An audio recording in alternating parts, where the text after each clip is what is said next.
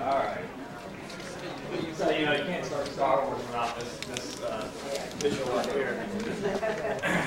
And, so, yeah, well, let's slide to the topic.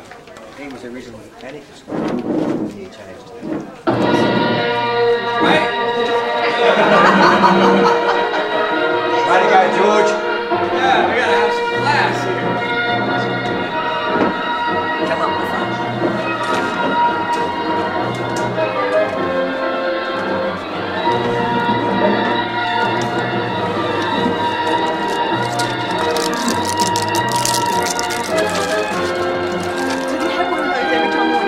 That's your move.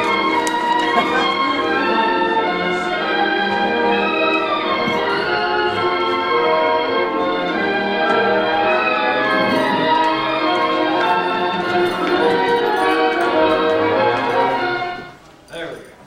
Okay, hopefully you got a chance to read this. Help me, Obi-Wan Kenobi.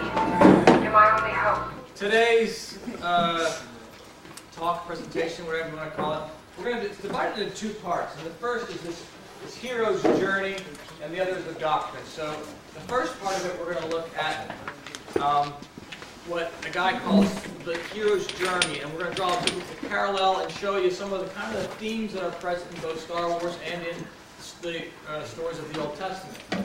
And the second part is the doctrine. So teachings that we are taught in Star Wars that actually are New Church teachings. Yeah, that's right. George Lucas is right about that. That's what we believe is going to happen. So that's how this is going to kind of divide out. And we'll go to the journey first, and then the doctrine. So, here we go. Starts off with this guy named Aldous Bastion. And he has this basic idea that all humans share a basic mental framework. The minds of all people, regardless of their race, culture, operate in the same way. Okay? So that's where this begins. And then Carl Jung picks that up, and he kind of has the same basic idea. He says, innate, universal, pre-conscious psychic dispositions that form the substrate from which the basic themes of human life emerge. Got all that? Yeah. Essentially, let's see, we are all components of a collective unconscious and serve to organize, direct, and inform human thought and behavior. And that archetypes, this is the word Jung's famous for, archetypes hold control of the human life cycle. Right? The Bible gives us archetypes. We have the Jews, we have the Pharisees, we have the Egyptians. The Bible gives us these archetypes and these symbolic things, whether it be religious objects or water or rocks or mountains, all these archetypes. And Jung picks up on, hey, you know what? There are certain patterns in the human mind that go through for everybody. And he was looking for, in the psychiatric text, was a psychological language that would express the dynamic aspects of human consciousness in all their vagaries, from the psychopathic to the transcendent. So Jung's looking for a universal psychology. How do we understand people in broad scopes that explains the really rotten people to the really good people? How do we make sense of it all? And that's where this archetypes come from. He was a big reader of Swedenborg, and at some point, I don't know what happened, but at some point he went against Swedenborg, but he started off as a big proponent of going, yeah, Swedenborg and all his archetypes throughout the work Arcana Celestia, also translated Secrets of Heaven, really got some of this right. So Jung writes, so this is our chain. We have that Bastion, then Jung follows Bastion, and now we have the guy in 1949, Joseph Campbell, who wrote The Hero with 1,000 Faces. And this work was big, not publication numbers, but big as far as influence. He used the archetypes to map out common underlying structure behind religion and myth. And he said if you look in different religions, look at different myths, whether it be Greek myths, Roman myths, whatever, ancient stories, they all have the same basic pattern of a journey that a hero goes through. Now, George Lucas was a big reader of Joseph Campbell. So Lucas knows Campbell, and we see that Campbell's built on previous work about this archetypes and legends and stuff. So Lucas decides he's going to make a modern myth, a modern legend. And it has this hero's journey. We see the hero's journey in other movies as well. We haven't seen it as Lord of the Rings has.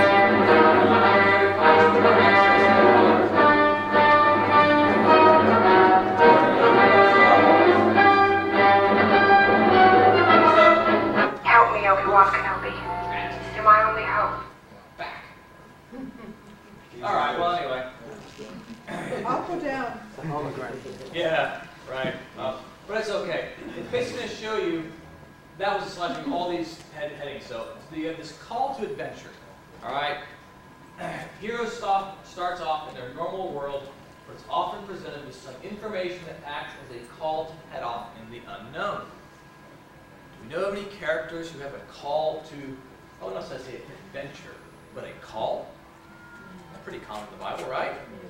Yeah, that's why I had Moses, Jeremiah, Jonah, Gideon. I mean, Moses says, Abraham. yeah, Abraham, there's lots of, yeah, Noah's called. Lots of people are called. I don't know if I can say adventure is the right word, but you get the idea. You must learn the ways of the Force if you're to come with me to Alderaan. Alderaan? I'm not going to Alderaan. I'm going to get home. It's late. I'm in for it as it is. I need your help, Luke. She needs your help. I'm getting too old for this sort of thing. Then do they accept the call? No. No.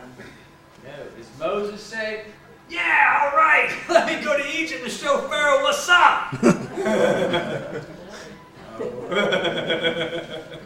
He's like, no, I'm good. I got some sheep down here and a wife. It's all fine. I really can't speak in public.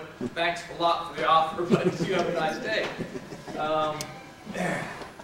Luke gets called. He says, I ain't going to Alderaan. Ain't no way, man. I got moisture to farm out here. My Uncle Lars, man, he's taken care of me the last 17 years, and I'm all right.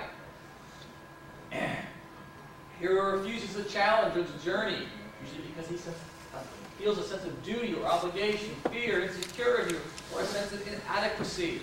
Right? Same thing with us. God calls us and says, hey, Melinda, you need to step up your game here. That's all right, Valor, that's fine, I'm good, thanks. Everything's sorted. And so, yeah, Luke, we say we got that. And Moses, yeah, Jeremiah refuses the call as well. He says, no good. Jonah says, no, he goes the opposite way. Jonah says, no, not only am I not going, I'm going the opposite way you're going. Right? Who else? Gideon tries to outsmart him. He says, well, I'll do it if you do this. And he gives all these tests to say if I'll do it, but he eventually does. Yeah, Jonah, Gideon. Anybody else? What is it? Father's lightsaber. This is the weapon of a Jedi Knight. Not as clumsy or random as a blaster. An elegant weapon for a more civilized age. For over 1,000 generations, the Jedi Knights were the guardians of peace and justice in the Old Republic. Before the dark times. Before the Empire. Next stage is the supernatural aid in the process. We have supernatural aid in the Bible, right? Moses up on Mount Sinai, and God's like, yeah, you're going to Egypt, you're going. And he's like, well, how are they going to believe? I'm just a guy, I've been out in this field, how do they believe? It's like, look, you're gonna stick your hand in your cloak, pull it out. He's like, it's leprous, it's all disease. All right, it's cool. Now put it back in, and bring it back out. All right, it's good. You're going to do that for Pharaoh. And by the way, you're going to have a big staff, and you're going to throw that down. You got some supernatural, because that thing's going to turn into a snake. You're going to have some aid. And Moses is starting to feel it. He's like, yeah, all right. Yeah, maybe I can do this. Maybe I can do this. Okay. All right, I'll go along. And we have this magical talisman, I think is how they say it in here somewhere. So yeah, Luke gets the lightsaber. Yeah, there we go. So the hero's journey gets his magical powers. Luke gets the lightsaber. Moses gets a hand that gets diseased. That doesn't sound fair, but but it's impressive in the day. You know, I think Pharaoh saw a lightsaber. The rod into a snake. Yeah, the rod of the snake's pretty good. That's a good one. So we're starting to see. Okay, here's the journey. The next step in the journey is. You will never find the more wretched hive of scum and villainy. Crossing the first threshold. And this is where that rod into the snake is really cool, because this first threshold, he's thrown into the situation. He's in front of Pharaoh, and he's like, all right, I got my ace up my sleeve. Bam! And you can imagine the horror in Moses' eyes when Pharaoh's guys walk up and they're like, yeah, we got this, no worries. Pow! And there's like 4 snakes. Moses isn't feeling it right there. He's not feeling it. Oh man, I thought my stuff was good. I thought I had the good magic on my side. But we know what happens, right? Yeah. That Moses' snake eats the other snakes, and he's like, yeah, that's pretty good. All right. But this is the first time where he's really crossing that threshold, and Luke is stepping out with it into that cantina. You know, Han shoots the guy, and bad things happen, and Obi-Wan cuts off somebody's arm. I mean, it's a mess. And Luke's probably pretty terrified. He's a 17-year-old kid at this point. And Moses, even though he's an old guy, he's in his 60s, I believe, at this point. He's old. But hey, we're crossing into this adventure. Yeah. It's actually a hero to say that 60's old in this room, mate. Yeah.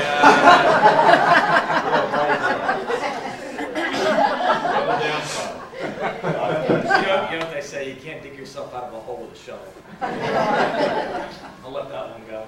I lose that one. So Luke goes into the cantina, a wretched tide of scum and villainy. You know, that's kind of how Luke feels or Moses feels as he's going into Pharaoh. Like, oh man, I'm overpowered. Well, next step in our travel through hyperspace in my destined cross, boy. Tests, allies, and enemies. The hero faces tests, meets allies, confronts enemies, and learns the rules of the special world. I like that. In Star Wars, Luke meets Han Solo, Chewbacca, in the Mos Eisley Cantina after meeting C-3PO and R2-D2 earlier at Lalar's homestead. He learns the truth about Darth Vader and begins training with the lightsaber. The truth, because he doesn't learn the whole truth at this point in the story. He just knows that Darth Vader's a bad guy and needs to die. Moses established the enemy is Pharaoh. Allies with Aaron is the best I can do. That's the best I can do with that one. But he's tested and he loses faith in Jehovah. So he does have his ally in Aaron, but he's not really a new ally. He's just kind of been picked up and gone along with his brother. Moses goes to Pharaoh, and Pharaoh did not relent. So Moses loses his faith, and he says, "O Lord, why have you brought trouble upon this people? Is this why you have sent me? Ever since I went to Pharaoh to speak in your name, he has brought trouble upon this people, and you have not rescued your people at all." Because after that first encounter, Pharaoh says, "No, you got to make more bricks, and you have no straw. You're going to have to work twice as hard. You guys are lazy." And Moses feels fairly good about his rod and staff trick, but then he's like, "This turned out terrible. Lord, you haven't done anything. You've made things worse." Does Moses sound like a guy who's got a lot of faith in his God at this point? No, he is not exactly feeling like he's lined himself up with the most powerful guy in the universe at this point. So I love this part of Moses, because that feels so real for so many people. Yeah, Lord, I did what you said, and it didn't work. Yeah, right? I told the truth, and I'm in big trouble now. Yeah. Sometimes if we used to do the right thing, it doesn't feel so good. There's a Depeche Mode song about that, Policy of Truth, for these people who like 80s music.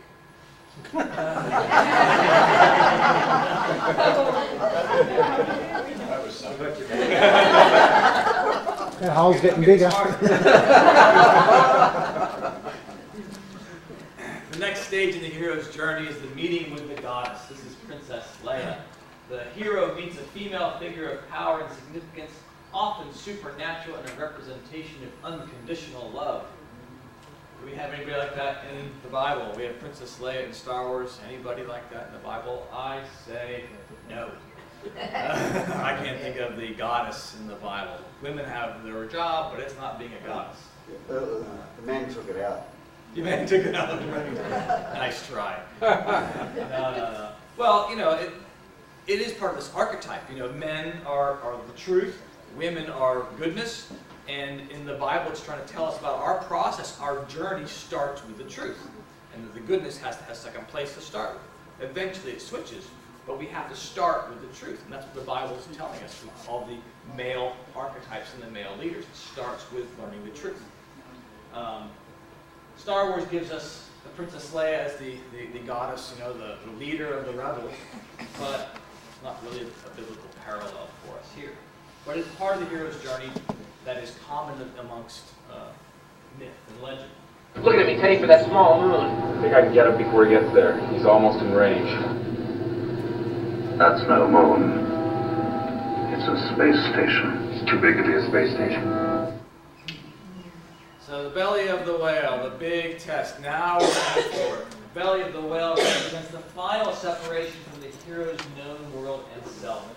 By entering this stage, he shows willingness to undergo a metamorphosis. We did a Bible study class in Hurstville earlier in the year, I think it was, and it was about this how Moses becomes Moses. Because as I just showed you, he started off, he wasn't very Moses-like at the beginning. You haven't saved us. How do I trust you? This isn't working.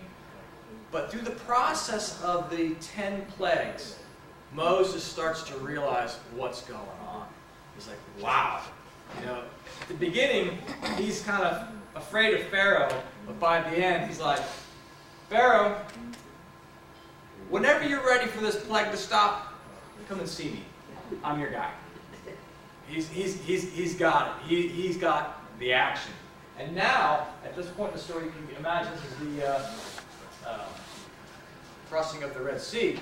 The children of Israel, they're backed up, they're stuck, and Moses is not freaking out. The children of Israel are freaking out. Moses is not. He's like, look, don't worry about this. We got this. Have you guys just not seen the plagues we unleashed on them? This is nothing. Moses realized we've got God on our side, right? We've got God on our side. This is not like, you know, having a minister on our side. We've got God himself on our side. This is going to work, guys. This is going to work. It's not going to be some, like, you know, Irish rocket that's not going to work. This is going to fly. So Luke goes out there, and he's getting it. He's like, I've got the force on my side. I'm gonna go in, and we're going to do this. We're going to do this. It's going to work. The next stage in the journey is the death of the mentor. The hero must confront his own mortality and face the world on his own. Let's just start where it just didn't look shaky with some of the Bible stuff, because in Star Wars it's very simple and clear. Obi-Wan sacrifices himself to save Luke and his friends, and Luke must prove he's ready to use the Force, and he has to go to visit Yoda, all that stuff. In the Bible, our hero, Moses, I mean, he does die. But Moses' mentor is God himself, so no, that doesn't actually work out.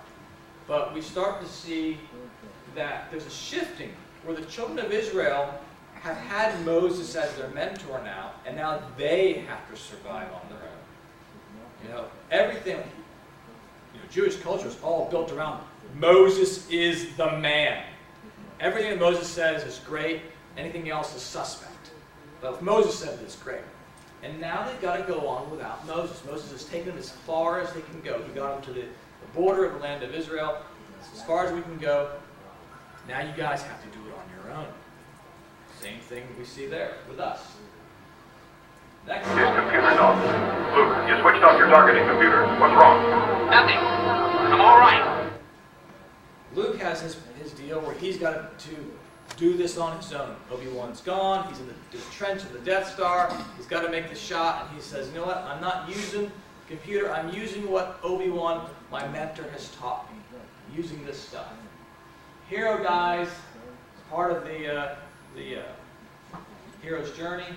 And in the Bible, oh, I guess I didn't have that on there. In the Bible, we have this transition from Moses to Joshua. So Joshua says, okay, now you're in control, and you've got to lead. And Joshua at first is like, can't do this. He says, yes, you can. Whatever I've got, I'm transferring to you. Obi-Wan did the same thing. He's like, I was a master in the Force. You are going to be as well. And this journey keeps on going. You're all clear, kid. Now let's blow this thing and go home. So, just the hero may need guides and assistants at the start of the quest. They often need rescuers to bring them back to everyday life, especially for persons who are wounded or weakened by the experience. In Star Wars, Luke is able to get a clear shot at the Death Star's exhaust port only after Han Solo destroys the TIE fighters following through the trench. What's the help that the people in the Bible need? And the best I could come up with is Rahab and the spies. Do we know this story? Israelites are about to come into the Holy Land, and Joshua sends some spies into Jericho, and this prostitute says, look, if you'll save me and my family, I'll save you guys from being killed as spies while you're in Jericho. So they say, yes, it's a good deal. We like living. And so here's the deal, though. You've got to get everybody that's in your family into your hut. If they're not in with your hut, we are not responsible if they die. But if you get whoever you get in there, we will honor our deal and we'll protect. And they did. And so they had some help from Rahab, so that they had a place to stay and a place to have a base while they did their spying operation. So maybe that's the outside help. We get a little bit of help from some of the bad guys.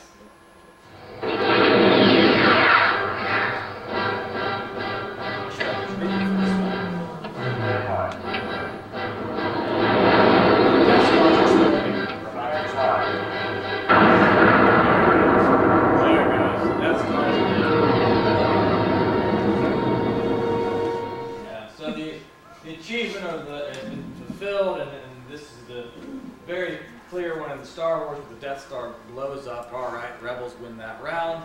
That's great. And for the Israelite story, it's Joshua and the Israelites conquer Canaan. Woohoo! We've made it. Yes, this is what we were going for. This was our journey to the Holy Land, and we did it. And what we see now, you can see here that basically what I've been going through is just that original 1978 Star Wars movie. And it carries this journey quite nicely.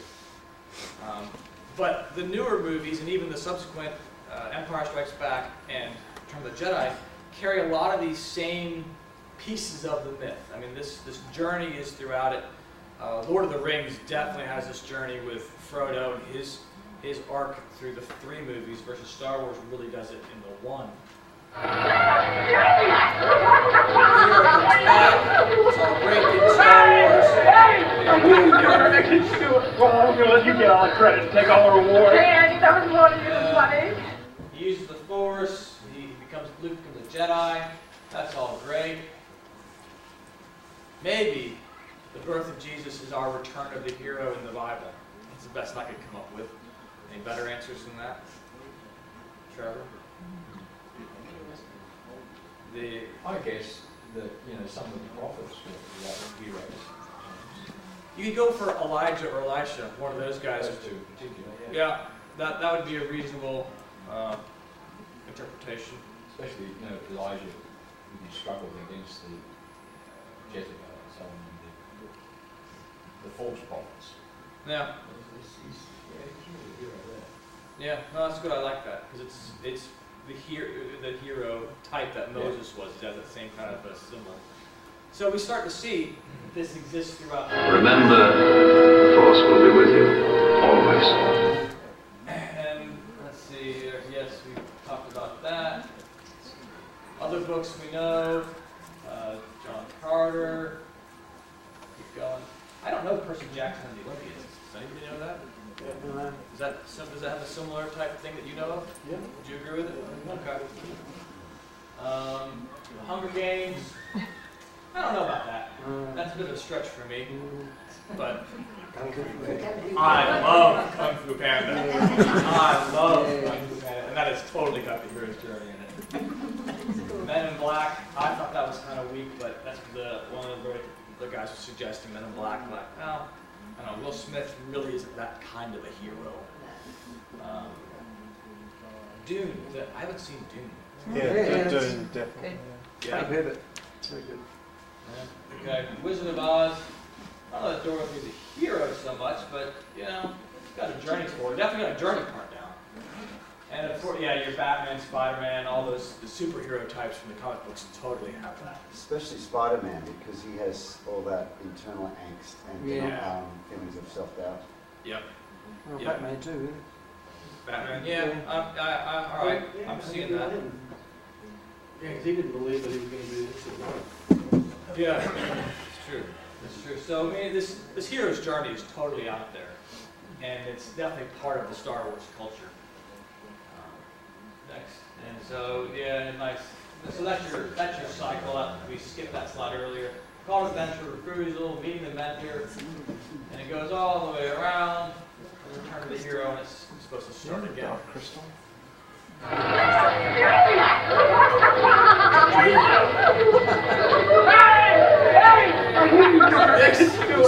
gonna let you get all the credit and take all the reward. This is the part that I really like. I think the doctrine here part is cooler than the hero's journey, but we have an hour to fill, so why not? This kind of gives you some of these archetypes and some of the core teachings. All right? Everything in the new church is what? Good and truth. Right? Good and truth. That's every answer to any new church question. Good and truth. What is it? Good and truth. Yes, love and wisdom, sure. Faith and use, so sure. Whatever you like. But good and truth is always correct. And Luke and Leia, good and truth. That's what they're holding. You know, Luke, he's trying to learn. He's the learning guy. And Leia, you know, she's the one who's using her heart to make things right. You know, her heart breaks when Alderaan blows up. And Leia's always the one who's promoting goodness. She's got that higher calling as far as God. She's a princess, but she's also a legislator of sorts too. So she's got that higher calling. And they're twins. That makes it perfect. Perfect for good and truth. No arguments. I accept questions on some of these, but not that. Here's something I got from Prescott Rogers, for any of you who know Prescott. The lightsaber. Well, it's a light sword. Light is truth. Sword is truth, as far as a Swedenborg correspondence. So, I mean, what do the Jedi fight with? They fight with truth. The same thing we're supposed to do. We're supposed to fight with truth. And you don't necessarily fight with goodness, because goodness is too nice, but you fight with the truth and say, no, this is right. This is wrong. This is what I'm doing. So you have that double for the lightsaber there. The Lord of the Rings. Further, is truth the same as good? Yeah, I hadn't thought of that. Yeah. Harry Potter with the one chooses you the truth. Yeah, very good. Jason? They've also tied right in with the light and the sword is the force, with like God and our influx. Yep.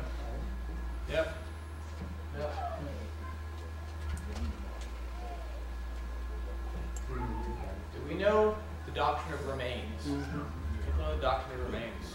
You say no, or you just don't like the picture? That's not what I think of when I think of remains. Okay, and that's fine. We'll get to that in a second. So the doctrine of remains is that as children, we are given good things. The Lord implants and He uses things to put goodness in us as kids, so that no matter what happens later in life, we have something good and true and nice to draw on. And no matter how bad our childhood could be, you know, even if I was living with Julian, you know, I would have the opportunity to say, you know, they did something right. And remains is what saves Anakin Skywalker or Darth Vader. Luke's like, there's something good left in you. I can feel the good in you, Father. And he's calling on those remains, saying, there was something good, there still is, can you save it? Now, the problem with this example of remains is that in some sense, it's not terribly a good example. Because what Swedenborg will talk about is after you've died and you've gone into the afterlife, you have this process of vastation where, if you decide you're going to be good, the bad's taken away from you. If you decide you're going to be evil, the good's taken away from you. So there really isn't a possibility for this kind of transformation after life. It can happen in this life. So I'm not in love with this, but I do like it. I missed that. Why isn't there a chance? And once you've died and you've gone beyond into the world of spirits, you have a chance to make a choice. But once you've made that choice, you can't undo it. Once you've decided, I am going to live my life my way, the goodness in you is taken away. I think the point is too that you have no desire to undo it. Is that more? Well, that's part of it. Yeah. That's part of it. But even your ability to undo it is diminished because what was good in you is removed. So it's not like you're going to wake up one day and go, you know what? This stinks being evil. I'm going to be good today. You don't have anything to build on. The better example I like with remains, though, is Obi-Wan. Because what Swedenborg talks about in the cycle of human history is that we always have a link to the past that can bring us back. Like when the flood happens in Genesis, well, Noah and his crew, they're the remains. That's that remaining bunch. Then when later on, we have the Jewish church, they're the remains. And then the Christian church, there's always some link to these preceding eras that help bridge between, say, ancient to the Jewish, and from the Jewish to the Christian. There's some sort of a link that carries through. The Christian church to the Jewish church link is easy. We have Mary and Joseph and Mary Magdalene and all these characters, the disciples who were good, and they served from that bridge from the Jewish time to the Christian time. And Obi-Wan is definitely a character like that, where he is that bridge from the old to the new order, which will be run by Luke. Vastation.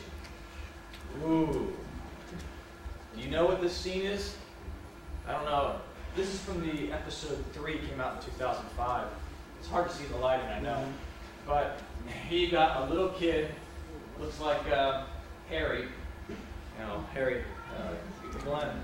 And this is Anakin Skywalker, who's just turned into Darth Vader.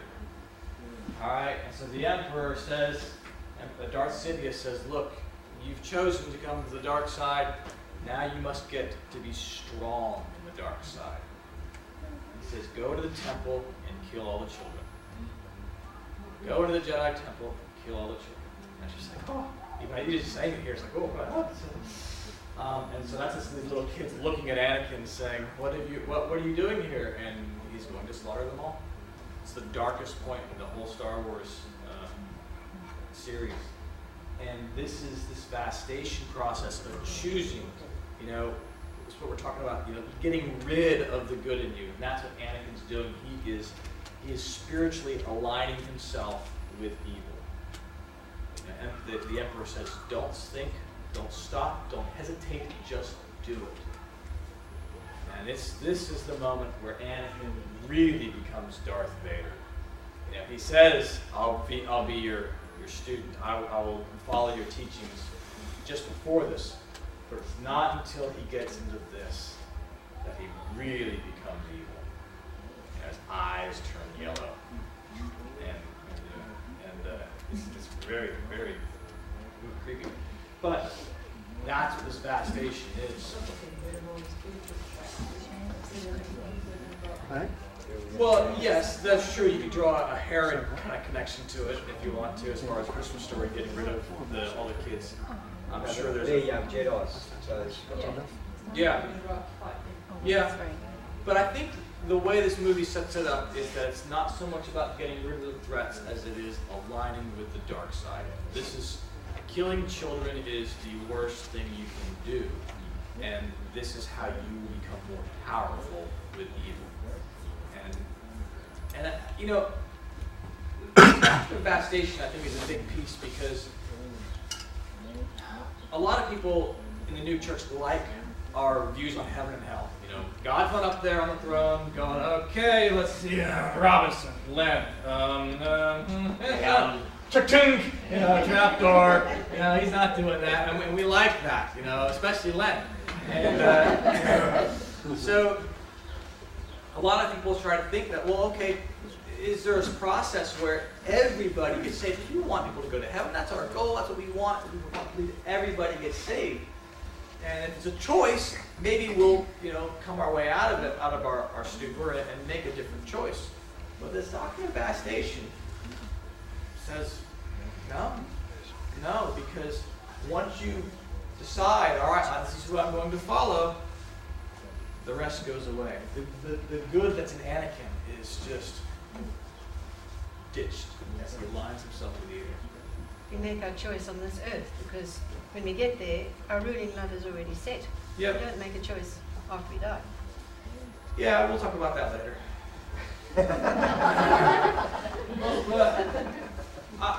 One of my own personal heresies is that I really do think God is a lot more loving and compassionate than we give him credit for.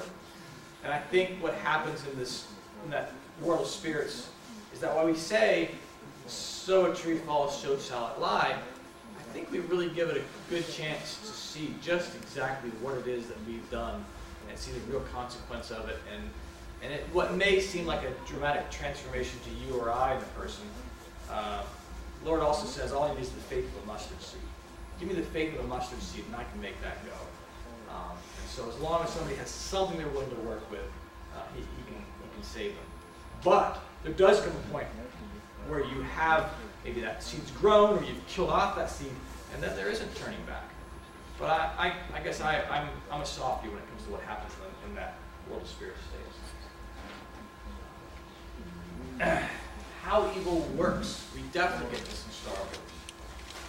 It's seducing, playing off fear, manipulation, misreading of the future.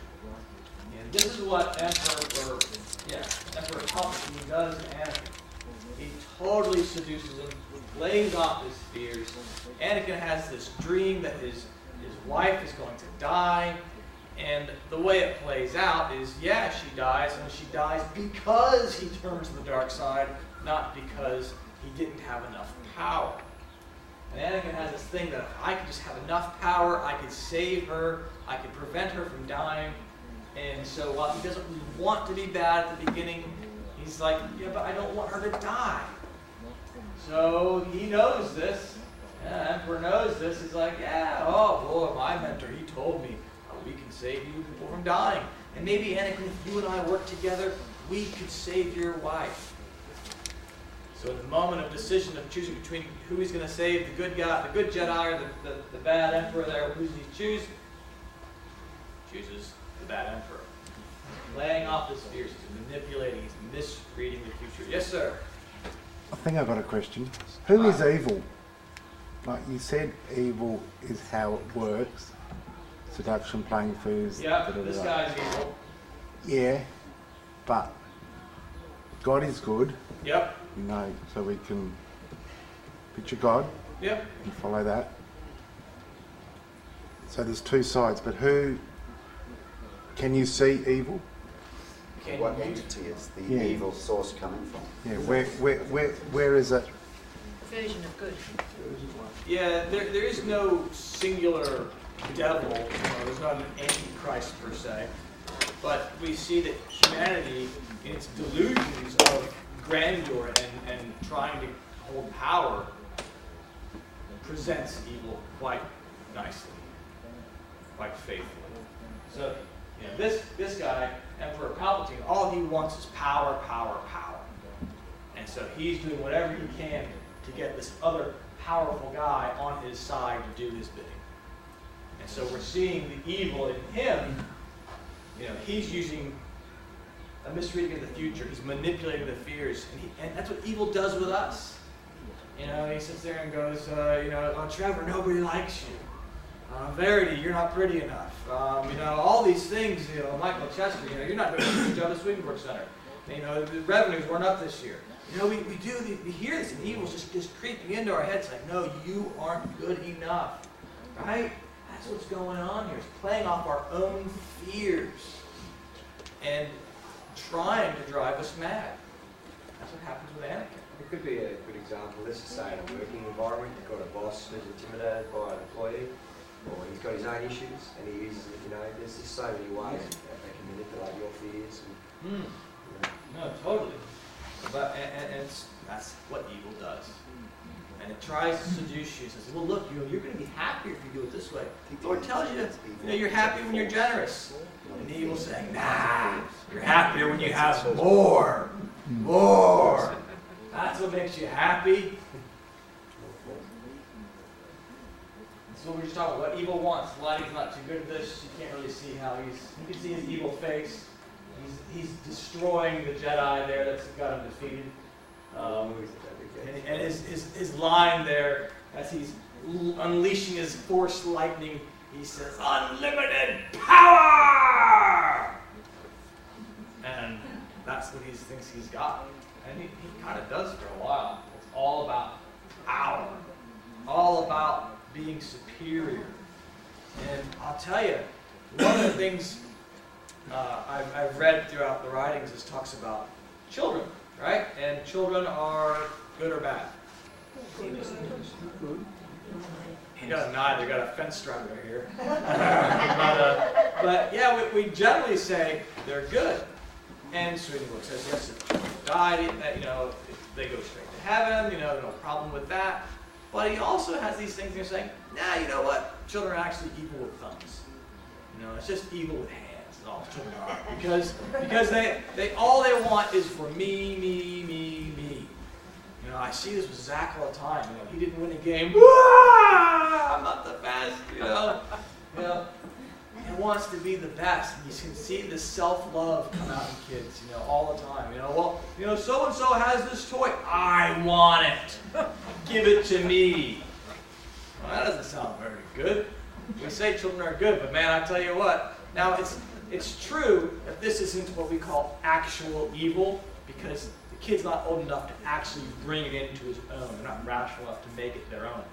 But it is a hereditary evil that's coming out, and as they get older, as they reinforce those habits of take, it does become their own.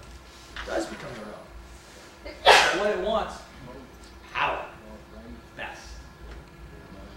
It's the depraved will. This is the phrase Swedenborg uses that I like so much.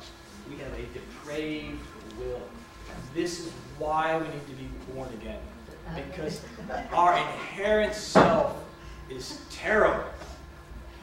What we want from birth is stuff for us right now, right here. I want all of your stuff and Lena's too. I want everything. I want everything.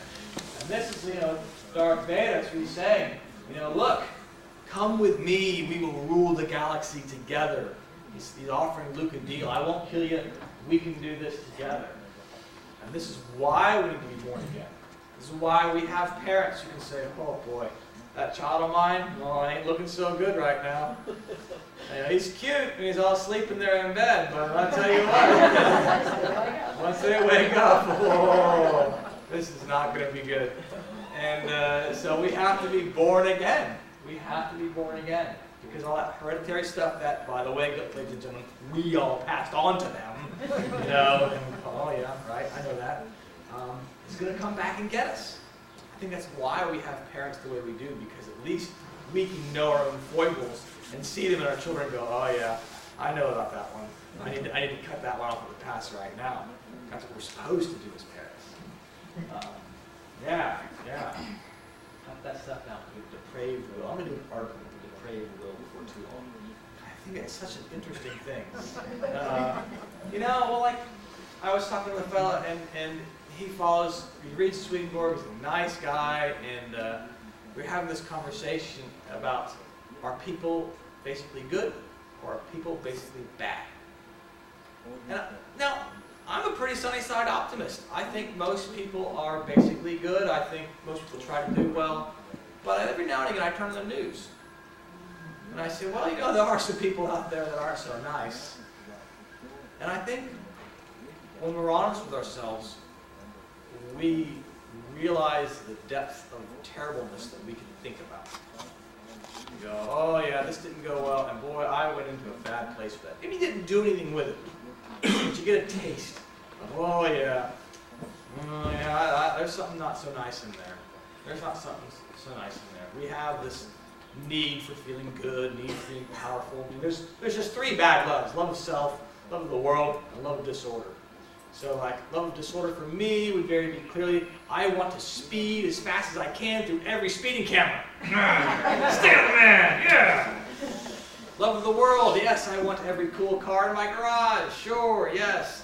Love of self, yeah, I want to win in everything. I want to be the best, right? That's kind of some pretty typical stuff. We all have these things. I'm not telling you something you don't know. But the problem with evil is that it can't see clearly. Take a look at this, if you can. This is the final battle between Darth Vader and Obi-Wan.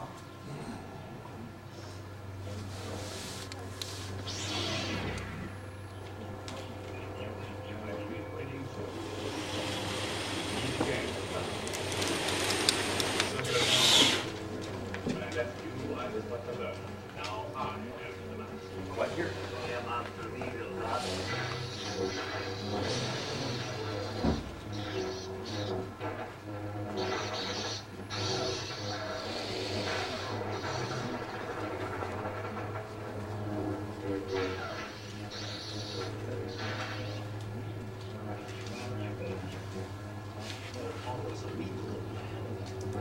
You can't win, Todd. If you strike me down, I shall become more powerful than you can possibly imagine.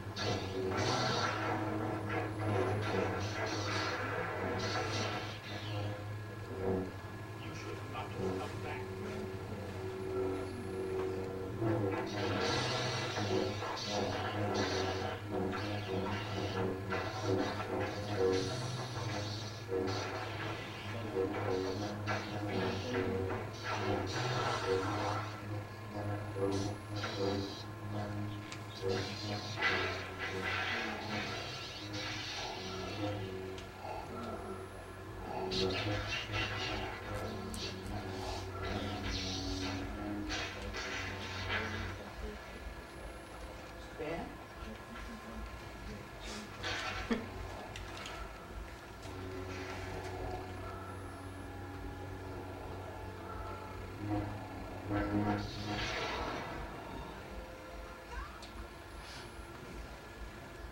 Okay, so evil can't see, and neither can you right now.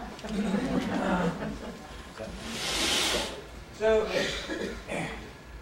the main point of that clip for me showing that to you was the line where Obi-Wan says to Darth, "Strike me down, and I will become more powerful than you can possibly imagine."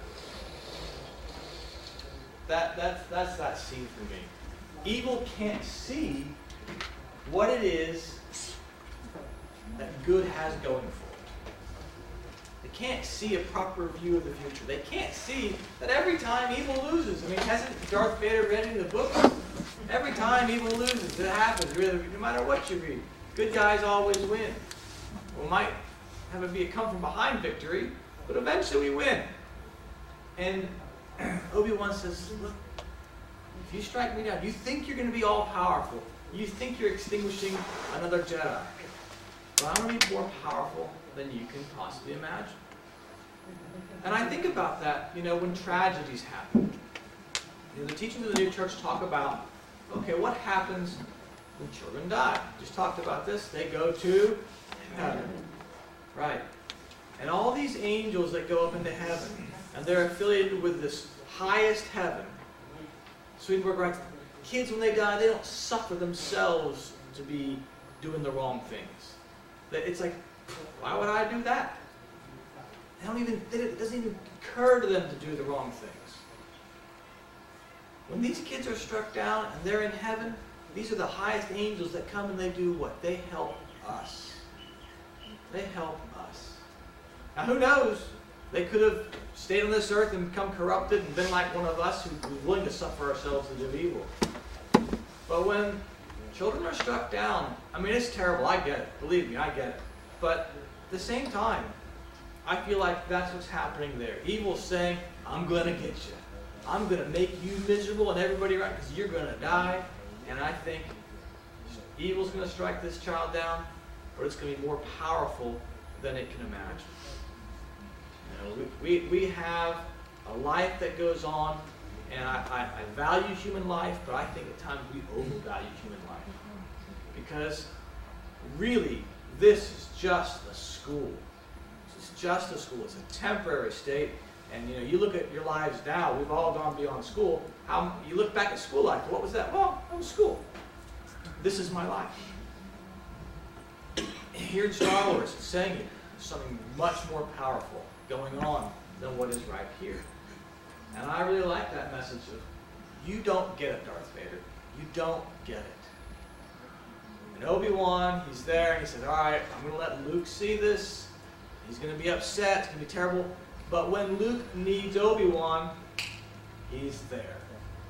When he's training with Yoda, he's there. When he's in the Death Star trench, needing to make the right shot, Luke, use the Force. Put away your targeting computer. Use the Force. So, evil just doesn't quite see properly. Jesus got struck down by evil forces, and look at all the good his force has done for countless generations. Exactly right. Exactly right. Jesus, you know, the evil spirits in hell thinks, oh, we're going to kill him. But that process of killing him, is the final temptation. That final temptation is what turns Jesus the human into Jesus the human God. It is the process where he is refined. It's the refiner's fire that we're going through. Great example. Aslan, Harry Potter. Yeah.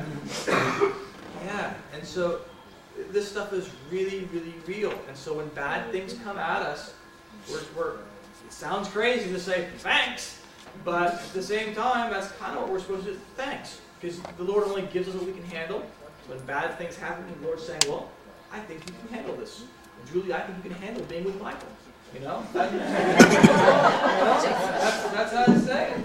And then so she's going to be refined as a process of that. What about a crisis? You know, like, let's say a tsunami or how people form together. It's amazing how strong and they're better for, not that lives are lost, but they show these traits and they help other people and they, you know, and they combine to be more Christian. That's right. What would you say related to this whole lesson here about when Jesus is at that crisis point and says, Lord, take this cup from me? Oh, Jesus is speaking from our natural mind. I mean, because Jesus is representing the natural portion of life. And so, yeah, none of us feel like, yeah, please kill my family. Thank you. No, we're not saying that. Please take this cup from me. Don't make me go through this. But he says, all right, I know your will. I know you've got to figure it out.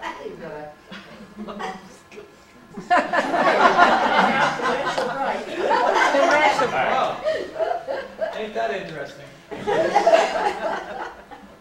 Now I can't make it go away. Well, I'll be darned. I don't know where that comes from.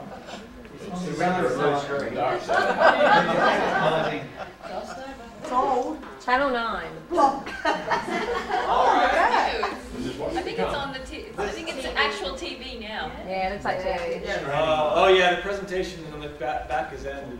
All right. Well, that makes you feel a little better. I'm like, I don't know how I downloaded that. So Todd, I guess it's about just making it clear that he has got that. We've all got that side to us, but he still overcame it. There's still an opportunity to overcome it. Yeah. Did you have something you were going to say? Or was it just about that? There's a remote back there, Chad, a white one. Yep. You know, just you turn this thing off. You might have to get underneath it. Oh yeah. But yeah, I had to stand literally underneath it and make it sound. There you go. All right, one more time. One more time. One more time. Confirming your decision. Anyway, that was it of my slideshow. Anyway, so I'll any other thoughts, comments, reactions, to this? One thing you might have mentioned it before, and I didn't sort of take it in, but at the end there, when they're fighting, they both had the light, so they both had the truth, but one was obviously twisting it to evil. Yeah. And he Well had a done. red sword, which is What did you say? love. What was that?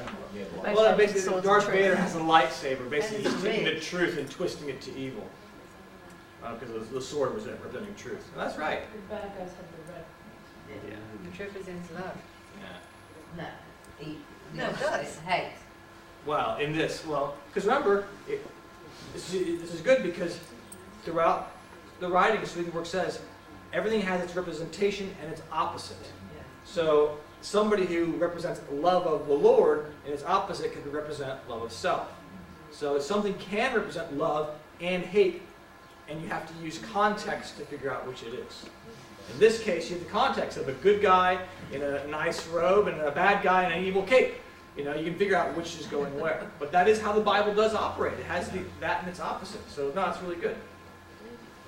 Traditionally, when I was a child, we all went to Sunday school, we all went to fellowship, we all went to church, and we learned about all the biblical stuff. It's not a thing that happens nowadays with most children and young adults. Maybe this is God's way of approaching them. So we needn't be extraordinarily anxious that all the younger generations aren't going to church and learning all about God, because they are. It's a completely different medium. Yeah. Oh, I do believe that there's some truth in that the Lord reaches us however we're willing to be reached. And if it's Star Wars, so be it.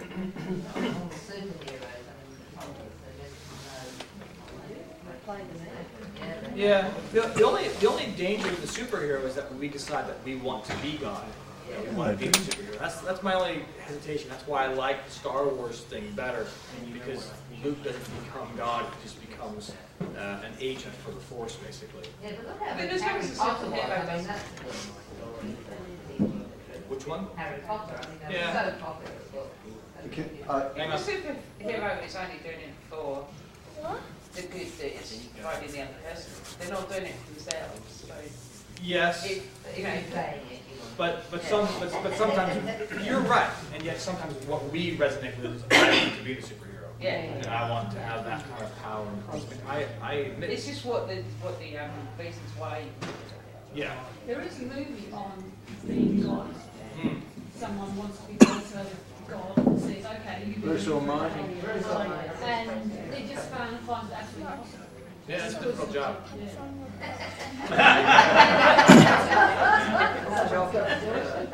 I think Dorothy Todd, can I say? Device does actually have the scarecrow.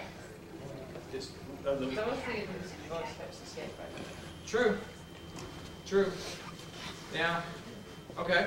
I do think as adults, especially the parents with younger kids here, I've got my son Alan, who's 16 now, and we managed to keep him away from the really M-rated games, because they're not all standard. They're not all Harry Potter with this and Star Wars with this lovely balance as we've seen here. They can very quickly turn into, I had him for a while. No, you can kill things, but they're going to be dragons, not people.